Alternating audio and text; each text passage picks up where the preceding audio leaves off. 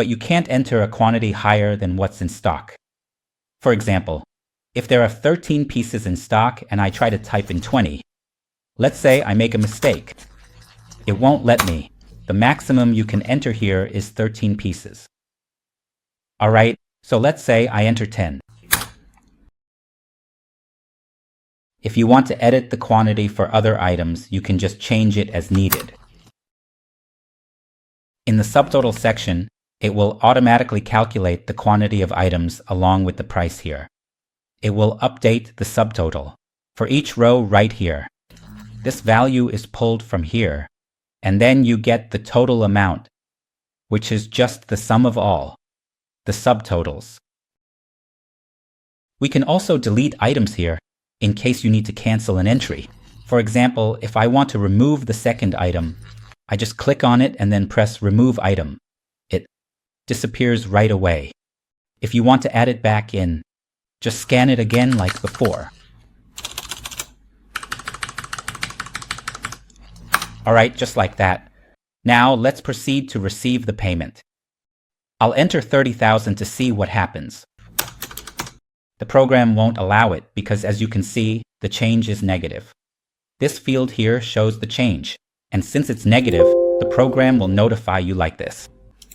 If that happens, you just need to reset it, meaning the amount received here, this is the money you get from the customer, must not be less than the amount the customer has to pay. For example, the product price is 32,000, so let's say I receive, for instance, 30,002.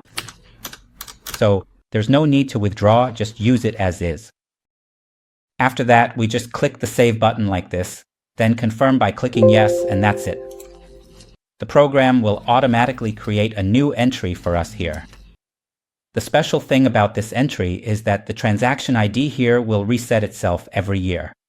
When the year changes, it will automatically reset to 1, regardless of whether there are existing transactions. Right here.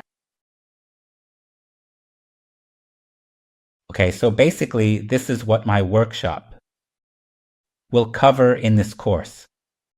It includes a login and lockout system, as well as a system for recording login history. Every time someone logs in, the system will record who logged in. It will also display the list of users who have logged in. And then there's the product management system, which is used to manage the products that will be sold. And then there's the sales system.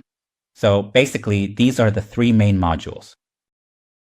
We'll meet again in the next lecture, where I'll teach you how to create this kind of database from scratch. A relational database with relationships like this.